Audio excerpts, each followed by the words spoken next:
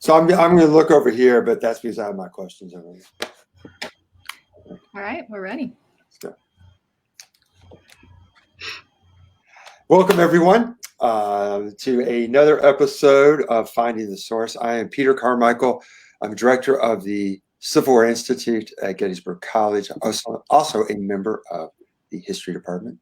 I'm with Ashley Lusky. Ashley is the assistant director of the Civil War Institute. And we're here today with Brian Jordan and Evan Rothera. Evan and Brian, they are both graduates of Gettysburg College. I didn't do my research. The years that you graduated, you guys were close. I know Brian graduated before Evan. Yeah. 2009. And I was 2010. 2010, and when were you, Brian? 2009. 2009. And before this session is over, we're going to get the dirt, the skinny, on what it meant to live in the Civil War house. I mean, I know people outside of Gettysburg College, they drive by and what they immediately think is, it's Animal House. It's John Belushi. Bunch of Civil War nerds gone wild. There's going to be some crazy stories. We're going to spend very little time on their book. They went on war. And we're going to get to the good stuff before we're all done. Let me just say a little bit more about them before we get to the book. And that is that we'll start with Brian. So Brian, after he left Gettysburg College, he went on to Yale University, where he did his PhD under David Blight. And he did his dissertation on the experience of Union veterans coming back home, and published in a very good book called Marching Home. Whoops, there we go. Sorry for the glare. Marching Home, Union Veterans and Their Unending Civil War. Now, you'll see often people, when they publicize a book, they'll say, and nominated for the Pulitzer Prize. Yeah, whatever. You know, every press has to put something up to nominate it, right? Every press does it. But Brian's different. Brian was actually a finalist for the Pulitzer Prize. And that's, I think, in my mind, at least, a profound difference. This is a fantastic book. And of course, I know we will get some insights today from Brian that speak to his work with David Blight. Evan did his PhD where I did mine at Penn State University. Evan, in your acknowledgments of the war went on, I noticed that we have both basically fallen from the same intellectual tree. The people that you worked with are the people that I work with, the cast of characters. And as I read them, I still could not pinpoint, Evan, who did you work with at Penn State? So I started with Mark Neely, and then by the end of the process, Mark and Amy Greenberg were co-chairs of my committee. And Evan, could you tell us your dissertation, and which I believe is probably in the pipeline for publication? Yes. So it's called Civil Wars and Reconstructions in the Americas, and it looks at the United States, Mexico, and Argentina from 1860 to 1880. And in brief, it looks at this fascinating period where each of the three countries is either entering or exiting a violent conflict, sort of traces some of the similarities among those three, and then looks at how do they move from war into peace, and sort of how each country faces a similar battery of challenges, and then kind of ends on a similar path to stability in the late 70s and 80s. And yes, it's under advanced contract with LSU Press. Fantastic. Congratulations. I suspect you looked at Sarmiento just a little bit. Oh, yes. Yeah, he's a big character in this. Absolutely. Did he wrote a biography of Lincoln? Did he not? Indeed, published in 1866. Really? I didn't realize that it was that soon. Yes. Is it in print in Argentina to this day? You can find print copies, yes. And, you know, Bob May made a great point that when you look at Latin American biographies of Lincoln, I mean, Sarmiento really sets kind of the tone for about 2 or 3 generations until the 20th century. So. Sarmiento, did he visit the United States? He did he not? He did. So he made an initial visit in the 1840s. He was actually in exile in Chile, and he did a big tour in Europe and the United States, basically to look at school systems. Then he came back in 1865 as Argentine minister to the U.S., and he was there until 1868 when he was elected president of Argentina. So he went back and assumed that office. Yeah, he was a great admirer of Horace Mann, was he not? Yes. Yeah.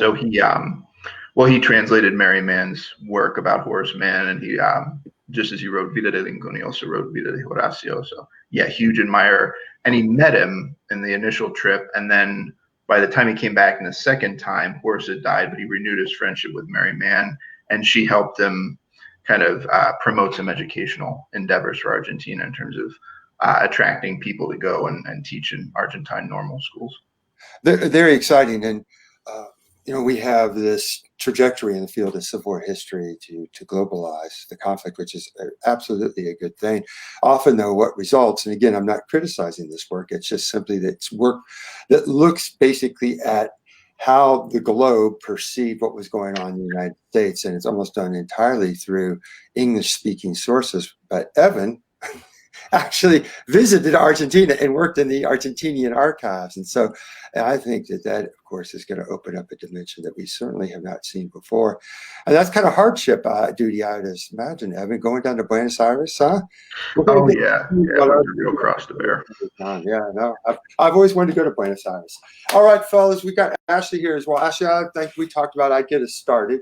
And I'll get us started by asking the two of you, in the book that you've recently published, it's what, maybe just a few months old? There we go. April, I believe. Yeah. There we go. The war went on. It's fantastic. And I'd like for you to just give us a sense as to why you all came together and decided that this was a volume that needed to be done. I think I'll start, and thanks Pete and Ashley for having us here and allowing us to participate in this program. The book emerged from a concern that Evan and I had about ongoing debates in the subfield of veteran studies within Civil War history. We really felt that the subfield had become unnecessarily contentious, that in the last decade and a half, we've seen an outpouring of new and important work on veterans, but that a lot of the field had been kind of framed in a falsely dichotomous way, right? Veterans were either maladjusted or they were well-adjusted. They were either civically engaged citizens, right? They were Oliver Wendell Holmes extolling the snowy heights of honor, or they were laudanum-addicted veterans in penurious soldiers' homes, right? They were either waving the bloody shirt or clasping hands across the stone wall at Gettysburg. And so we wanted to kind of move beyond this kind of falsely dichotomous debate that had been animating the field, and really think about the complexity of the experience of surviving the U.S. Civil War, the multivocality of Civil War veteranhood, the stunning range and diversity of experiences, and to really capture what a lot of the important early work, including my own, had effaced, which is that it was possible, right, for veterans to forgive and never forget. It was possible for them to live engaged in meaningful lives after the war, but to still be annexed by what they'd experienced on the battlefield.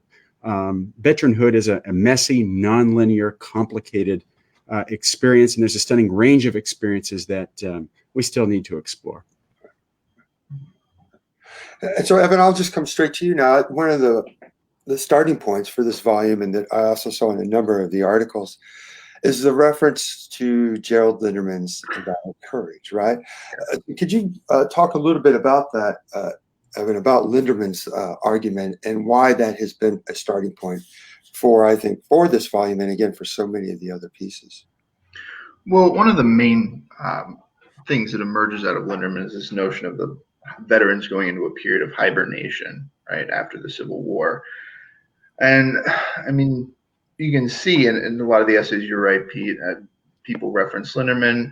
And I think one of the things we're trying to do is say that, for a lot of, Brian mentioned multivocality, for a lot of the experiences we find here, I mean, there is no real hibernation, right? There's no veteran withdrawing from society. I mean, if you look at Zach Fry's piece, I mean, the war isn't even over, and they're already, they're dashing into the thickest fray of politics.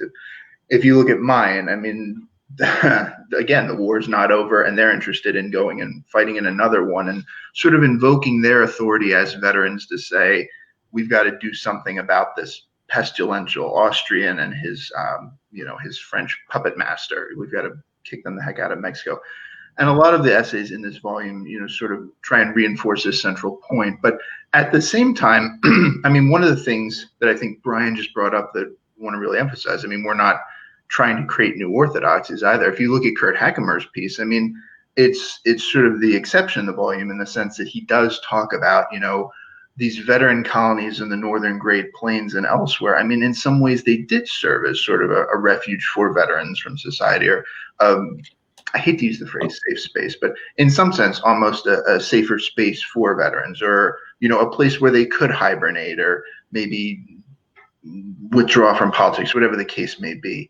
You know, so we're all sort of thinking about Linderman in our pieces, and we all kind of came back this notion of hibernation. I mean, we sort of made our position pretty obvious where we stand on that in the introduction. But again, I think one of the great themes of this volume is, you know, we have this unfortunate tendency so often to talk about the veteran experience, and you know, there is no the veteran experience, right? It's a huge mosaic of experiences. And well, we come back again and again to that quote from Laura de Melo y Sosa about how Cleo's face is composed of this, you know, ridiculously large mosaic of individual adventures. Yeah. Before I turn over to Ashley real quickly, Evan, and one of the things I want to do is make sure we slow the pace down enough that we can identify clearly your contributors and what the article is about. And so I want to go to yours, Evan, which I found to be fascinating. There are really a lot of good pieces in this book, and I enjoyed yours, and I enjoyed it because, again, I was somewhat ashamed that I wasn't fully aware of the fact that there were a lot of Union soldiers and some Confederates as well, that they were itching for another fight, and they were looking below the border here. So, Evan, could you just give us again, you know, a quick sort of summary of what's your piece about, and how it breaks in, as you've already pointed out, that idea that Civil War veterans retreated into their own private worlds instead of taking public stance, as you point out. Mm-hmm. Yeah, so I'll give you the full title of mine. One of these complicated titles where it is a lengthy quote. The men are understood to have been generally Americans in the employ of the liberal government. Civil War veterans in Mexico, 1865 to 1867. So for background, some people know this, some don't, so I just want to get everybody on the same page, right? One of the things that happens in Mexican history in 1854 is something called the Plan de Ayutla, right? It's a classic pronunciamiento. That's the final death knell for Santana's last and most dictatorial government. So this new generation of liberal statesmen rise in Mexico, and all of a sudden Mexican politics are bifurcated along liberal and conservative lines. And so there's a war of the reform. About the time our Civil War is starting, Mexico's War of the Reform is ending. And then three European powers, Britain, France, and Spain, intervene in Mexico because the president, Benito Juarez, is suspended foreign debt payments. They seize the Veracruz customs house, right? Britain is just there to get paid. About the time, 1862 comes around, they realize France is there pursuing empire. Napoleon III is in charge. He wants to prove that he's better than his far more famous, competent, successful uncle, Napoleon. So he's going to basically recreate the French Empire in the New World. And if you ever wondered why is Cinco de Mayo a holiday, it's because May 5th, 1862, the French army, again, widely perceived as one of the best in the world, approaches the city of Puebla. They face a ragtag Mexican force, not even led by Ignacio Zaragoza. He's a lawyer turned general, right? And the Mexicans defeat the French.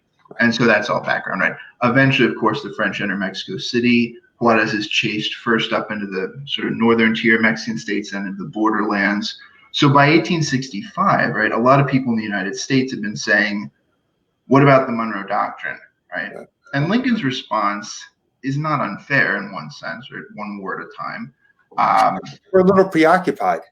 Yeah, we got to defeat this Confederate mess first. This here first, we need to take care of it. Oh, right. Yeah. And Francis Preston Blair has even gone so far as to meet with Jefferson Davis and say, hey, why don't you and the Confederates just go deal with the French problem, and then you could become king of Mexico, whatever the case may be. We're all for that, right? Yeah. Yeah, we're not going to do that either. So my essay, in other words, sorry, that's a long background, folks. Right.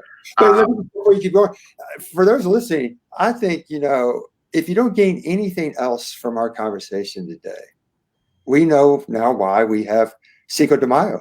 Hell, I didn't know. Did you know, Ashley? No, I did not. Absolutely. I'm going to be able to celebrate now with, some historical zest for the holiday, which I've never had before. Okay. Yeah. Thank you for that. Evan, keep pushing on. I promise I won't interrupt anymore. No, that's okay, Pete. As I tell my students, when you get drunk on Cinco de Mayo, just remember why you're getting drunk. Yeah, now I do. Great. Yeah, absolutely. But anyway, right, so there's this conflict boiling in Mexico. And a lot of Union veterans, we often think, well, their interest was going home and, the home they idealized until they got there and remembered why they didn't actually like it. But all of a sudden you see this real wave of people, and it's not just people from one state or one region. I mean, it's not just the elites in Washington. It was, as far as I could discern, a really broad wave of folks that were saying things like, now's the time, right? We got to go down into Mexico. We got to teach the French a lesson about, violating the Monroe Doctrine. We got to expel them. And then you could say, well, it's maybe a classic, right? The United States is going to step in to solve the unstable Latin republics problems.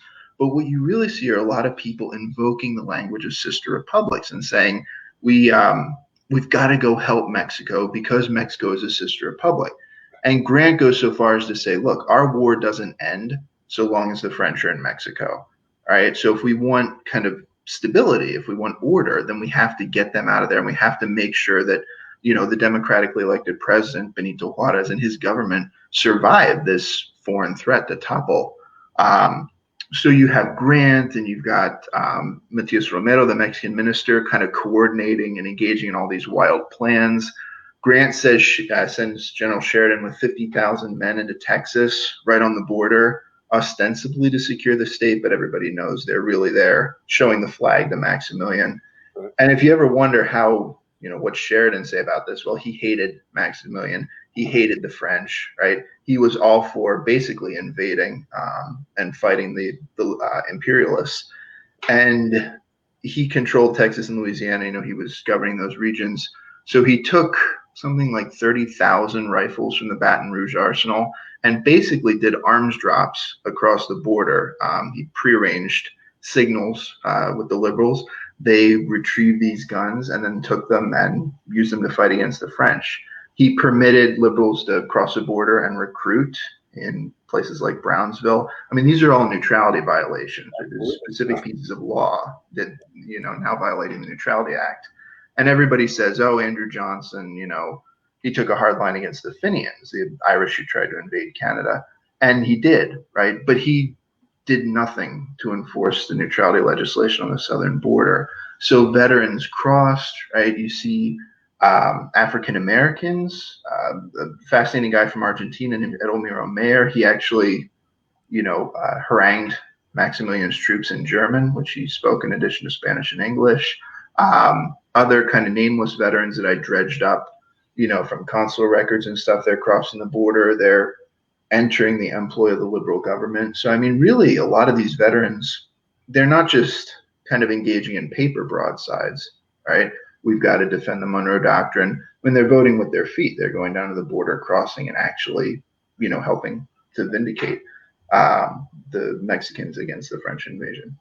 Well, Evan, what you've done, and again, I'm so impressed, not just in this piece, but excited about your forthcoming book with LSU, is that, again, this globalization of the Civil War is so important, but we're always just basically looking to Europe. You've looked south, and the tradition of Herbert Bolton. You're probably one of the few people, Evan, who know Herbert Bolton. I know Brian does. He reads everything. Hell, Brian came out to WVU with a bunch of Gettysburg friends, right? You remember this? You were still an undergrad.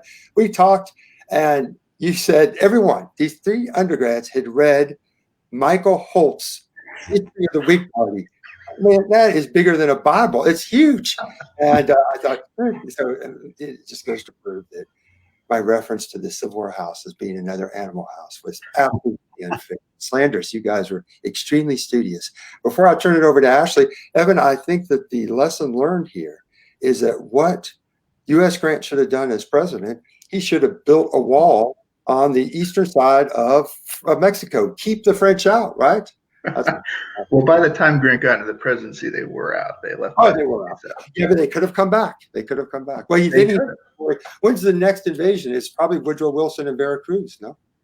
Yes. Yeah, because, in the late 70s, Porfirio Diaz comes to power, and he tries to knit pretty close commercial relations with the U.S. So technically Wilson and Veracruz, but if you look at the 10 tragic days during the revolution, the U.S. ambassador is basically okaying Huerta's coup d'etat and the assassination of Madero and Pino Suarez. So, so some trickery going on as well. All right, great. That's fantastic. Evan, I appreciate that. Ashley, please go right ahead.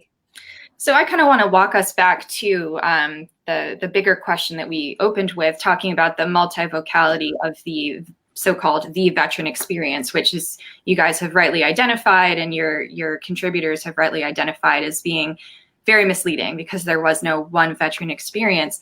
But I'm wondering if you can even delve deeper into the complexities of a singular veteran's experience. We know that there were some veterans who did indeed hibernate in these colonies. We know that there were many who were very politically active, who were active on the ground, who, refused to demobilize if they were guerrillas entirely, et cetera, et cetera.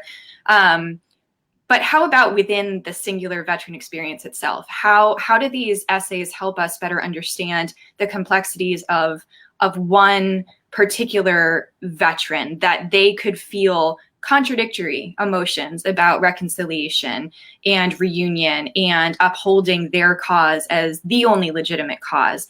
And they could actually, I guess you could say, work hypocritically, some people might say, against their own cause, in extending the hand across the lines, in perhaps attending monument dedications for monuments erected to regiments from the enemy's side, and yet on the other hand turn and uplift say the Union cause entirely and say how evil and awful slaveholders were and the Confederacy was, and yet some of those Union veterans could in fact reach across the lines and say it's important that we make these reconciliations, that we move forward.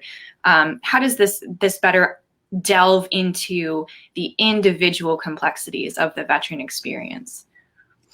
I think in one sense, it gives us a more capacious definition of what memory work actually was after the war. So often we reduce memory to, attending a monument dedication or delivering a speech at a GAR campfire, attending a battlefield reunion. But Civil War memory is something that was lived every day, right? Every veteran, right? Even though the experience is individual, every veteran had to reintegrate into civilian life. Every veteran had to process and make sense of what ultimately was the most important experience in his life, right? The experience of the Civil War. So we need, I think, a much more capacious definition of what memory work is. It was feeling that throb or that twinge or that sting of the physical wound. It was living every day, even if there was no physical or psychological injury. It was living every day the rest of your life knowing that the most important thing you accomplished when you were 18, 19, and 20 years old on these fields, right? It was making sense of that. Veterans, one of the other major arguments I think we make here is that veterans became really important custodians of their history, right? They self-consciously embraced their role as authorities over the war. They needed to process and make sense of what standing on that ripple of ground at Antietam or Shiloh or Spotsylvania meant. And so I think a lot of these essays kind of get us to that more capacious view. I'm thinking in particular of Sarah Handley Cousin's piece, and this kind of builds upon her recent work in an excellent book that she published, I believe last year, 2019, Bodies in Blue, on disability in the Civil War North. And in that book, and she builds on some of this work in the essay that she contributed to our volume, she looks at the figure of Joshua Lawrence Chamberlain. Here's somebody who is publicly very successful, elected governor of Maine 4 times, has a really engaged and meaningful public life, but then privately, right, is wrestling with all of these demons of the war. And it's possible to embrace both of those things at the same time. And so what those photographs and creaky newsreels of 1913 and 38 often capture, right, is just surface level, and right underneath those images and right underneath those stereotypes are often more complex stories. Sure.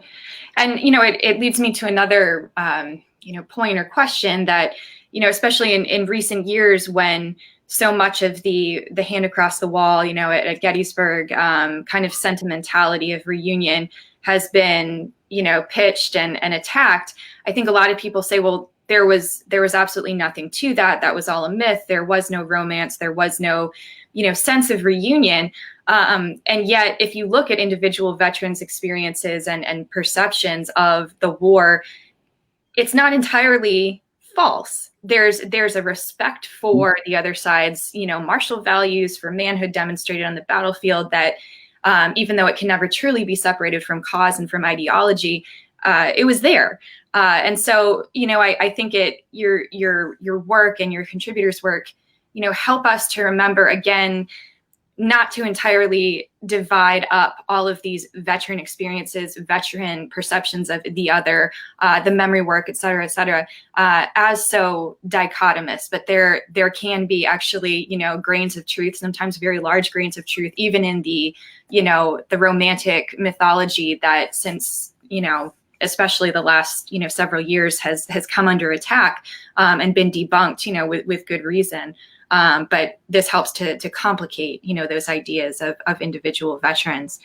I think there is something, right, that is exceptional about the fact that you can, 1887, within 25 years of the war, you can have the Philadelphia Brigade leading the division across the stone wall. There is something exceptional about that. And I think Evan's work, that's, one important reason that we need to think globally, to think about just how unique that timetable of reconciliation really is after our war. And also to remember, right, to build on Gary Gallagher's point, that this was a war for union. And so celebrating reunion and celebrating the fact that the country has survived and come back together, that's important. And we've maybe forgotten that and how important the concept of union was to these veterans.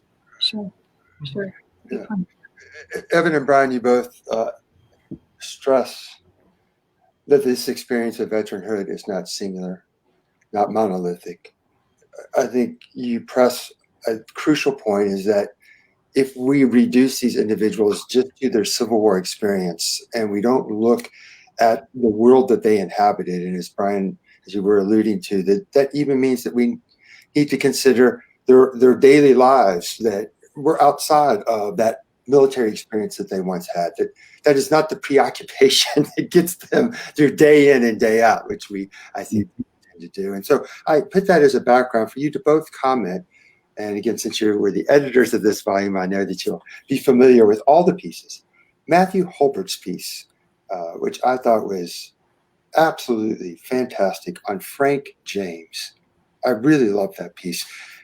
Evan, why don't you get us started? Could you tell us just a quick summary about Matthew's piece, and then we can talk a little bit again how that piece fits within the themes of your book. Okay. Yeah, so Holbert. Should I give you the title of it? I'm sorry, Evan. Should I do the Yes. title of it for everyone here? I got the book right here.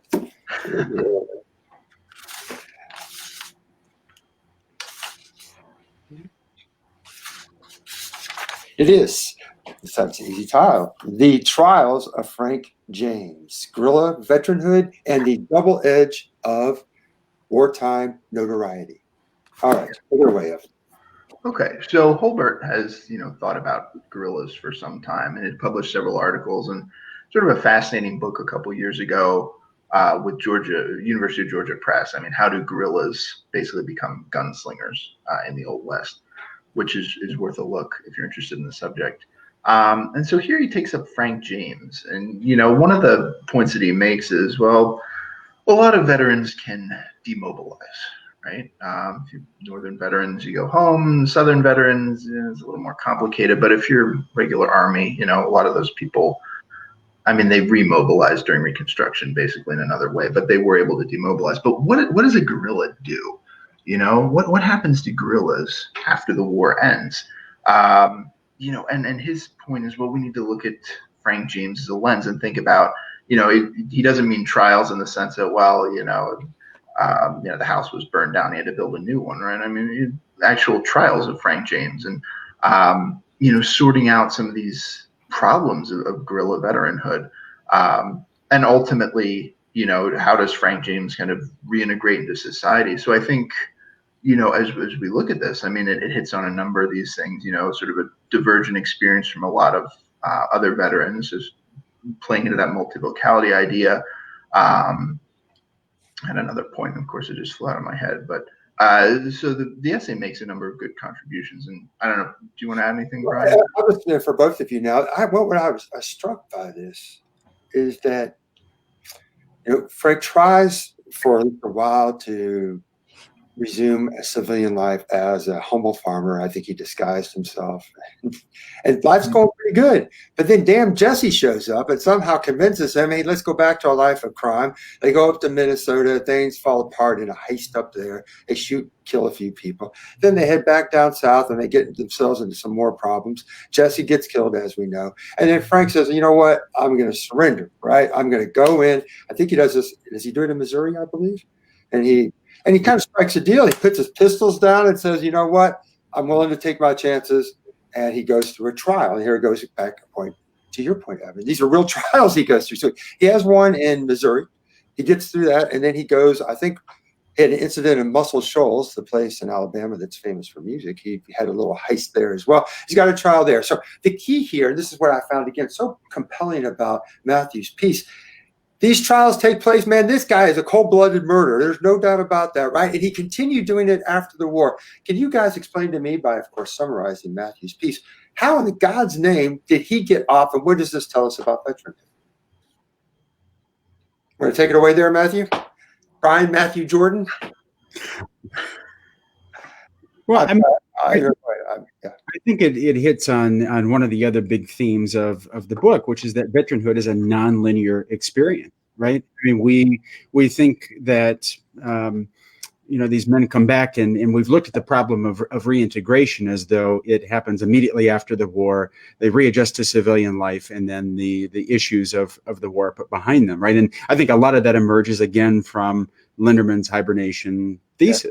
Right. But what a lot of these experiences reveal, the guerrilla experience, looking at loyalists, Adam Downby's piece on loyalists in North Carolina, Rebecca Howard's piece on the Arkansans, is to show that the war is something that that can recede and then reemerge over the life trajectory. And I think that's incredibly important for us to understand that the war, again, and this gets back to my point about the dailiness of the experience. It's not as though the war consumes every day. It's not as though everything is about Civil War memory, but it's this constant presence, right, that annexes their lives and that moves up in importance and is foregrounded in their daily experiences at different moments and at different times.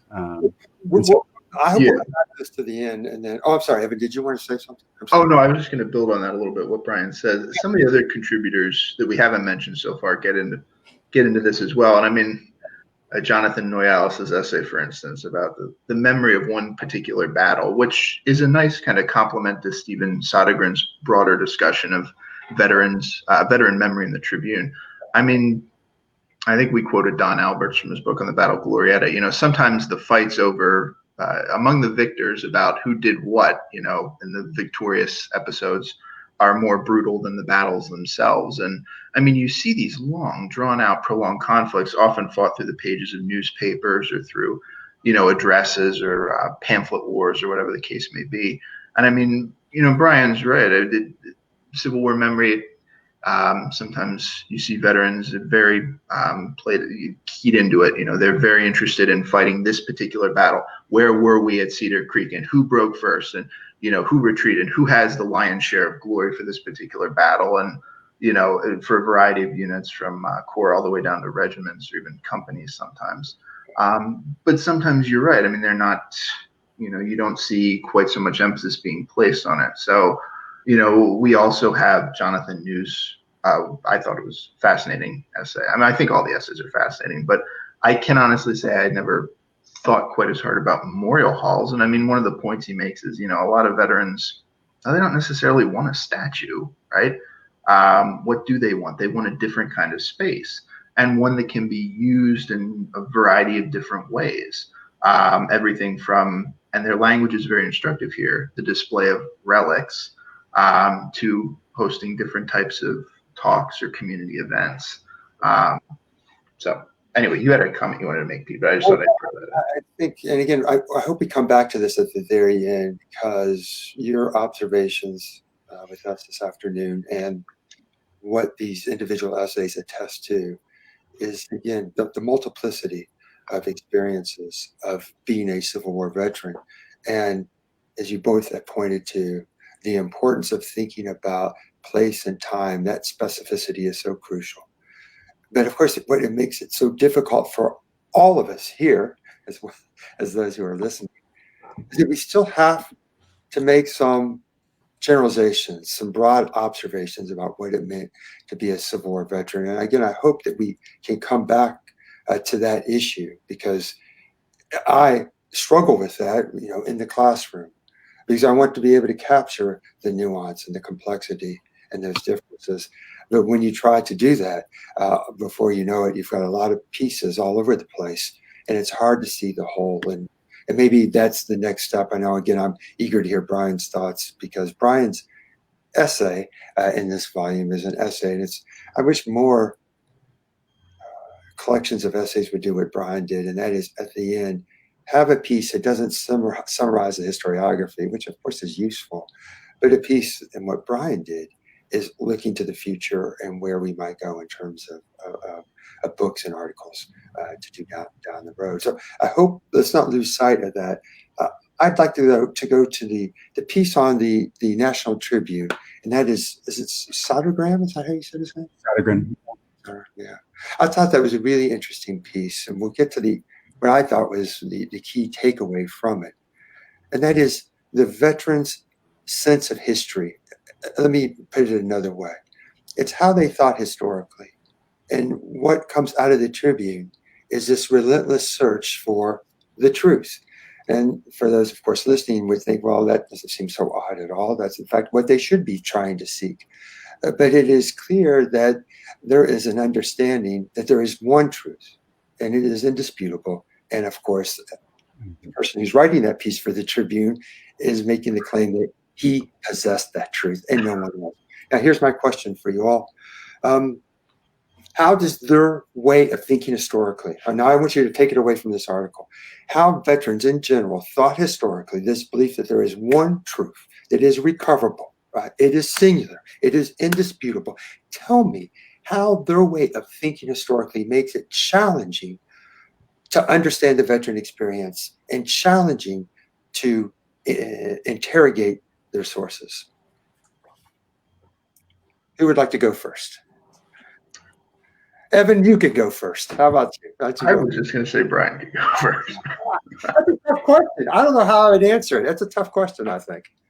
It's an important question. While you guys are sort of chewing on that a little bit, I just want to add something else. You know what is so odd, I think, about the veteran belief, right?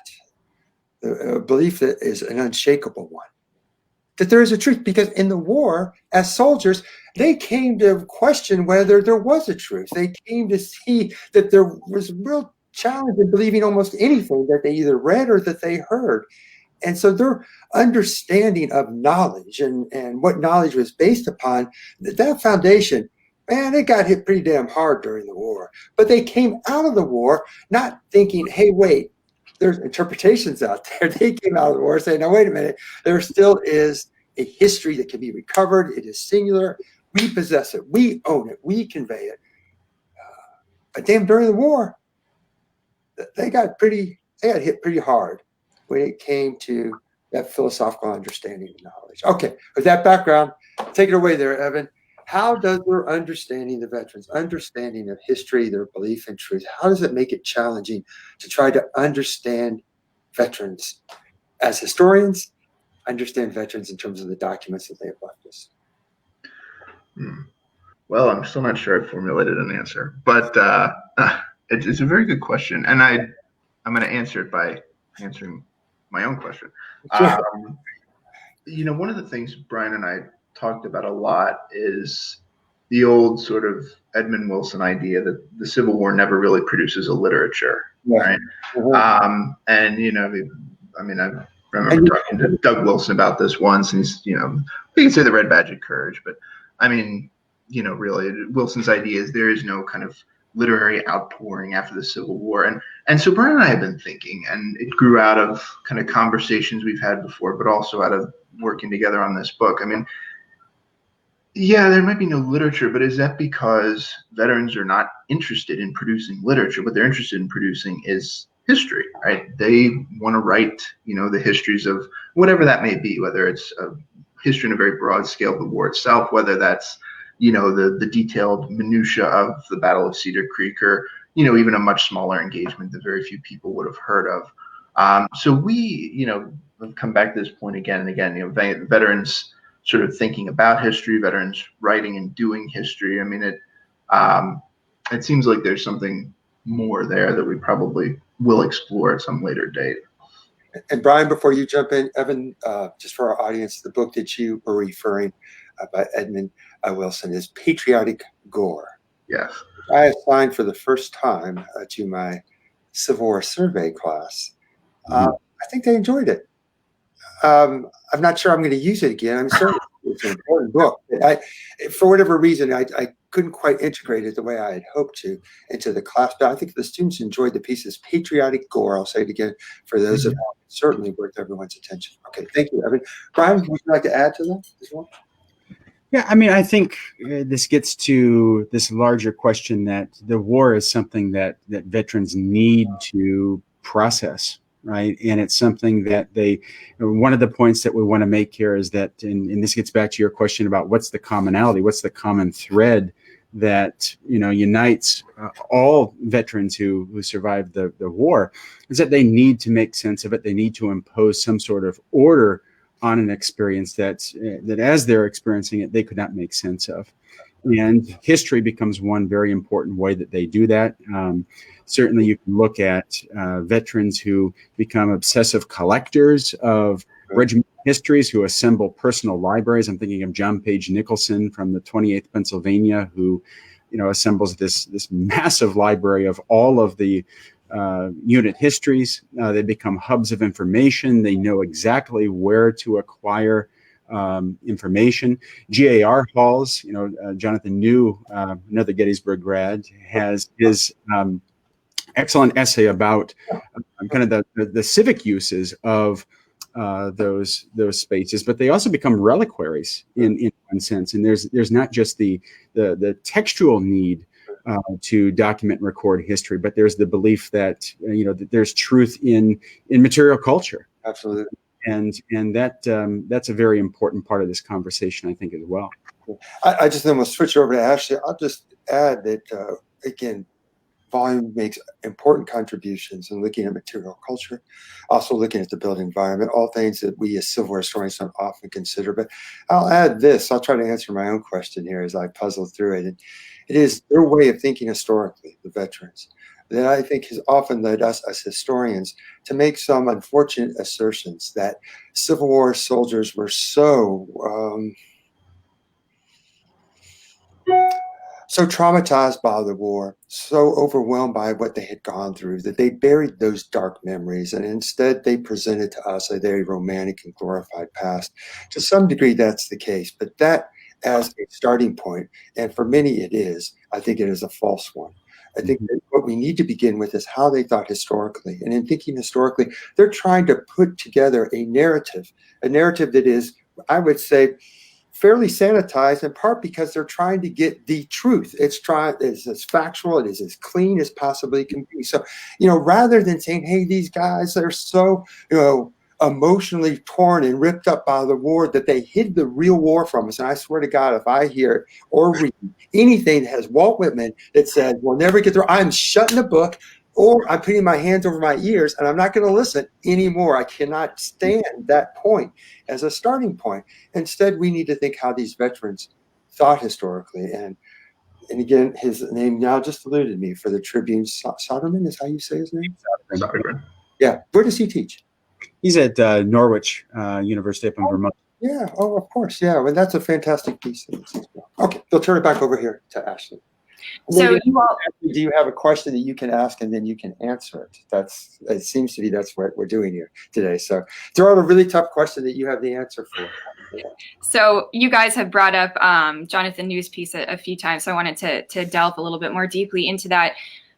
you obviously had to have been living under a rock for the last 5 to 7 years if you haven't been aware of the scrutiny on Civil War monuments, especially Confederate monuments, which has now switched over to Union monuments as well in some regard. And I think visitors to Gettysburg would be hard pressed to even identify where the Memorial Hall resides in Gettysburg. They're tucked away on Middle Street, wedged between two buildings. Or, if they might have some idea, they just think, it's kind of some old stuffy building with, this strange monument, stashed in front of it, which obviously it had to have pertained to the battle in some way, shape, or form, but not really knowing what's inside or what the different uses of that building were. So I'd like for you guys to kind of comment on how this obsession with monuments as kind of the singular form of Civil War veteran memory has obscured so much of what was a core part of veteran life, meeting in these memorial halls, whether it's for the speeches or for these plays, which I found, that part fascinating about these different performances that took place in those halls, as well as the display of the relics. And kind of a two-part question for that is a question that we got in actually during our discussion from Gettysburg National Military Park itself, wondering, how do we talk about the veteran experience? How do we interpret that experience on Civil War battlefields like Gettysburg? And my particular question is, how do we do so in a way that's more encompassing of, it's not just the land that we're standing on, which obviously any good interpretation has to be rooted in site-specific, ground, but also keeping in mind these other buildings, these other pieces of ground within our own community where this important memorialization work and political work occurred, and where veterans navigated, the boundaries between civilian life and their former military lives. So if you guys want to start kind of unpacking that rather large question, that's what I'd like to talk about. Well, in my State of the Field essay, I make the point that I find it odd. We've had, and there are obviously important discussions, right? The critique of the National Park Service that we don't have a singular unit devoted to Reconstruction, which obviously has been remedied. One of the points I make in that piece is that I find it curious that we don't have a site that is devoted singularly to the experience of Civil War veteranhood. And of course, we have several campuses, the National Home for the Disabled Volunteer Soldier, that could be excellent sites, right, to interpret that experience. There's one in Dayton, Ohio, one in Milwaukee, Wisconsin. There's also been kind of an inattentiveness to these walls, as you point out. I think there are 4 remaining in the state of Ohio. There are very few of these sites left, and there's almost no interest from organizations that are otherwise, devoted to Civil War preservation. And I think that's unfortunate, because Jonathan's piece, to get back to your original question, kind of shows us, I think, a lot about and reveals a lot about the capacious nature of Civil War memory. One of the things that he wants to do in that essay is to break down this kind of fictive divide between Civil War veterans and their communities once they returned home. We often have this notion that Civil War veterans were men set apart, and Jonathan really shows us that there are all sorts of interactions, and there's this dynamic communication between veterans and civilians, just as there was, of course, before and during the war. That continues after, and that these GAR halls are not just these places where veterans gather on Decoration Day, right? They're places where life goes on, right? And where they're negotiating these memories. So I think we need to be interpreting those sites in particular. We need to be thinking about unique sites that we could potentially add to the MPS system.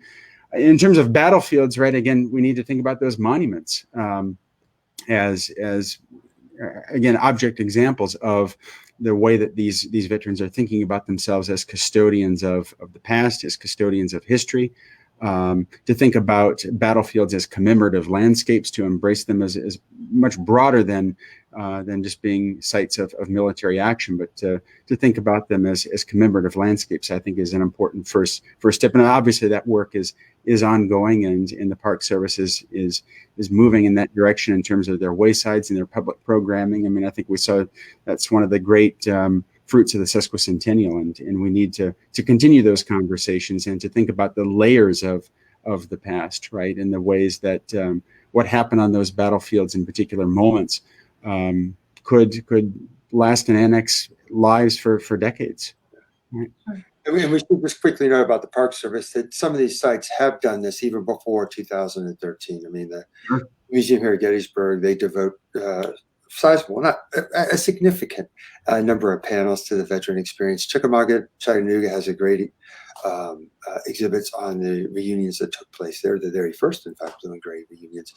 So a lot of the sites, the Civil War sites in the Park Service, are certainly doing all they can to talk about those places as commemorative landscapes. But as Brian points out, certainly accelerated from 2013, and all moving in the right direction. I know we all can, I think, agree that the collaborative work that we've done with our Park Service, fellow Park Service historians, needs to continue. And what we have to avoid is academics coming in and wagging their fingers and saying, hey, we need to do good history here. I think that is incredibly not off-putting. It's just absolutely unprofessional.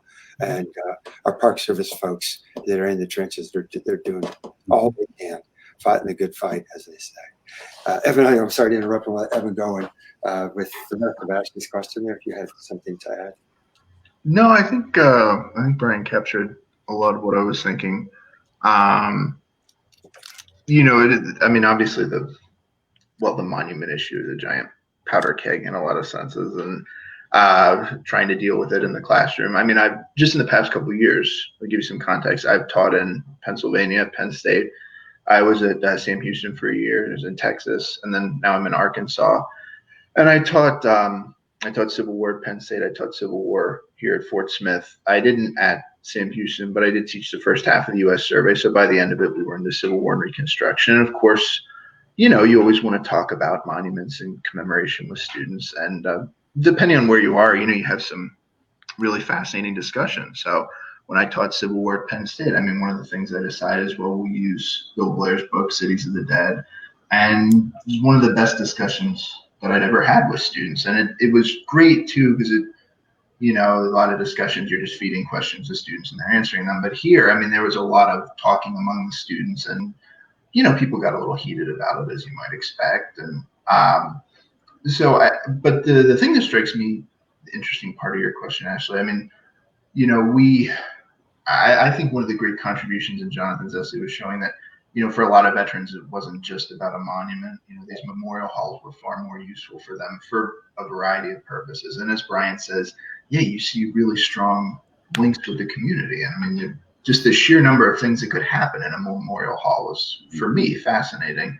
But for a lot of veterans too, the monuments are important, So it's, again, just trying to reinforce that notion that, different veterans are going to have different perspectives. And I'm thinking of Leslie Gordon's fascinating book on the 16th Connecticut, A Broken Regiment.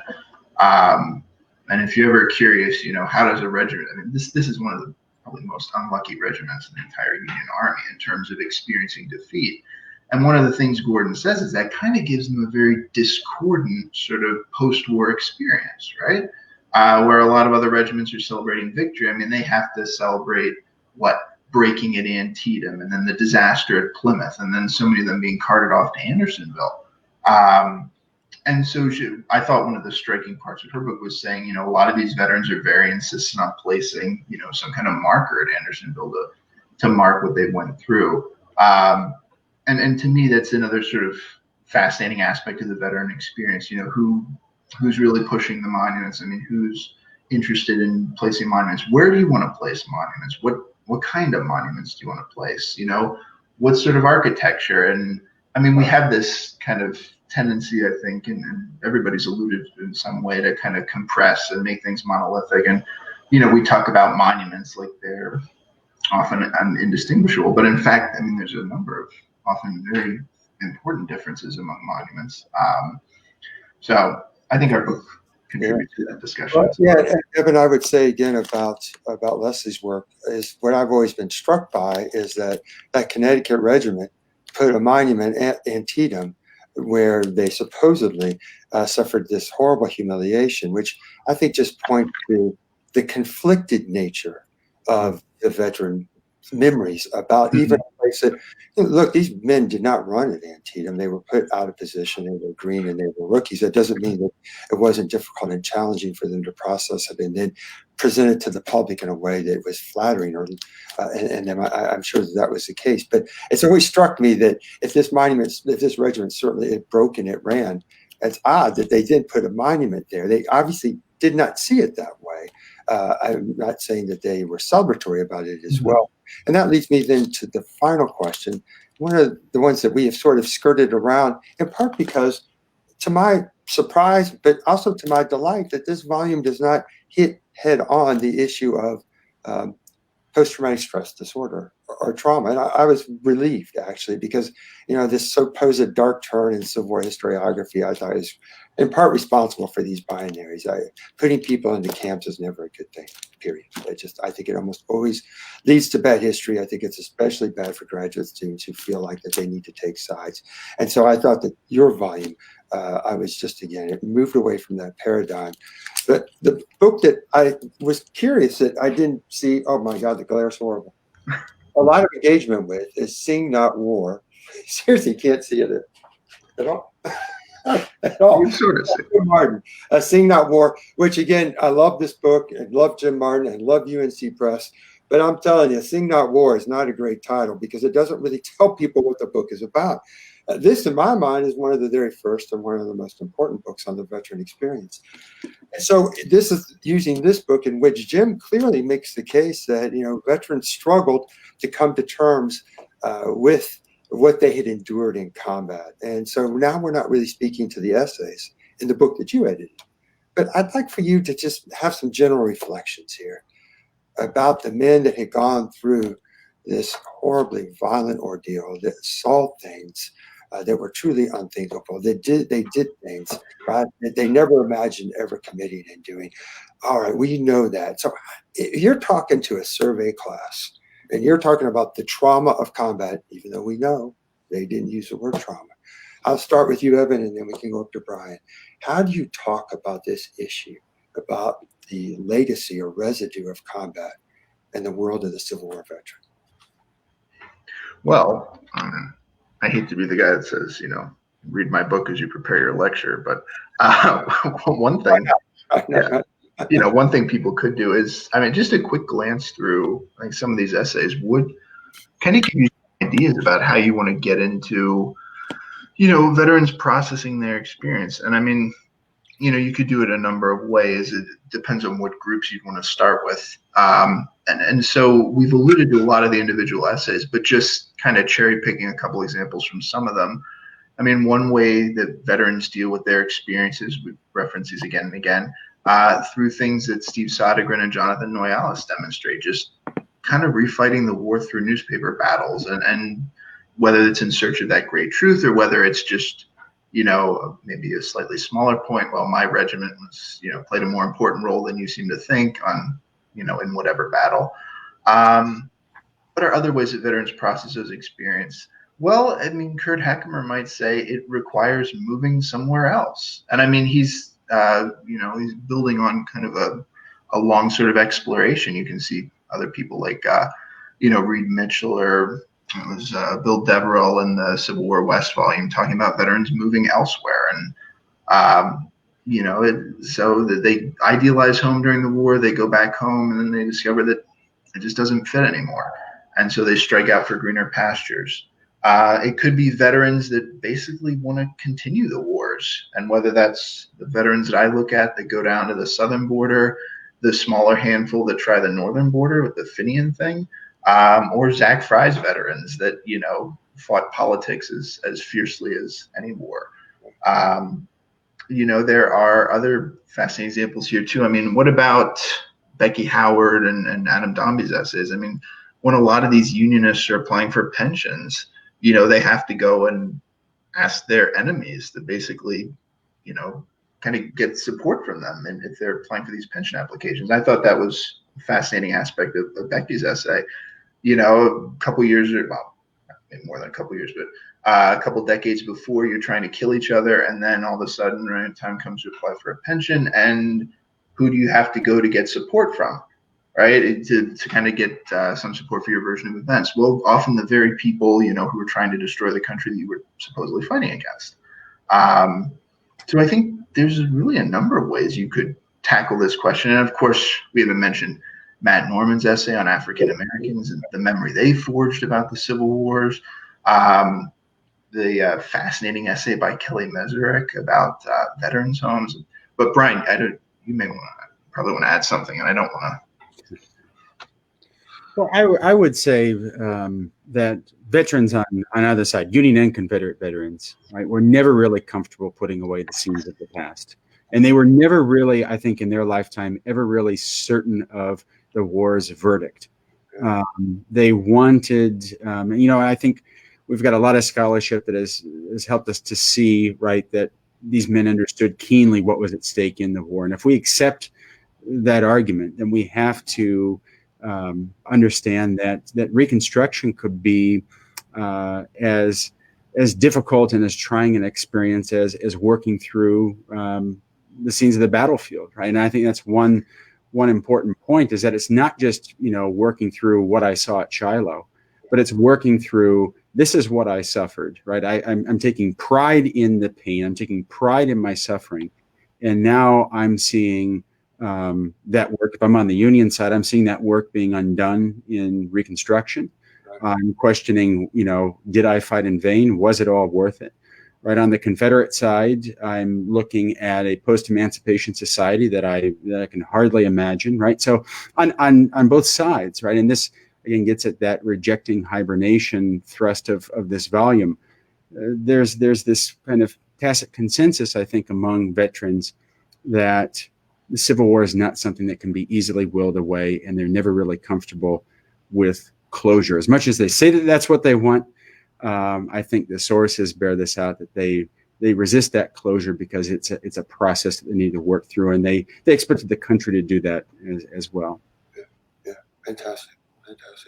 Well, Brian and Evan, thank you again so much for joining us this afternoon.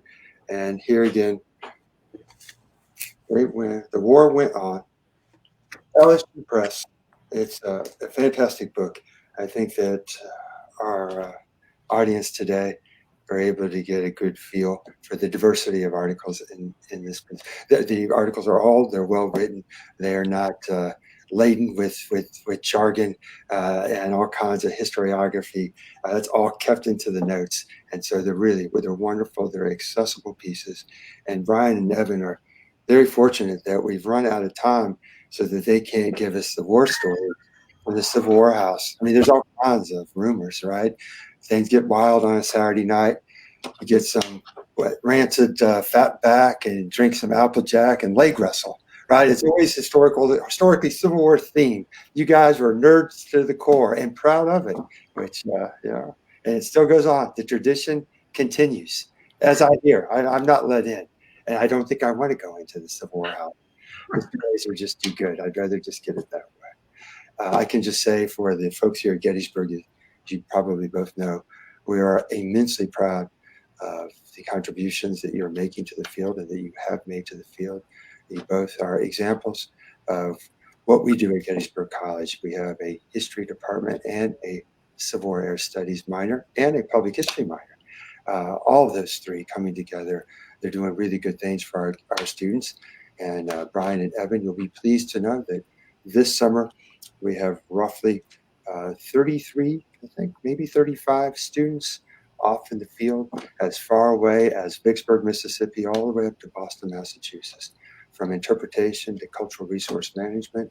And so lots of Gettysburgians out there as professional historians, even before they graduate, which, you know what, that's a good thing. So I don't know if you have any final. Didn't you, Ashley and Brian, you all were classmates at Gettysburg College for a semester. We were, yeah, back in 2006, the fall of 2006. I was one of those residents of the Civil War house. So I, too, have a small insight into the wild Saturday nights that take place. The inner sanctum. That's right.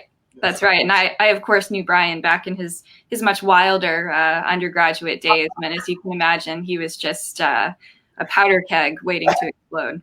Absolutely. As he was publishing his first book before he graduated. Pretty much. He could have did that on the side. When he was working off his hangover, he wrote his book. Yeah. Well done, Brian. But hey, fellas, we need to get both of you up here to the Institute to give a talk at some point. We would love for that. Brian, I need to get back down to Houston. Last time I was there, we had a lovely evening with the guys from the Civil War Roundtable in Houston, all of them much older than me, and all of them who could drink into the wee hours of the morning. I was exhausted for 2 days after that. Next time I come down to Houston, though, Brian, I want to ride in that sports car, man. He's got a fine. Well, that's a nice set of wheels.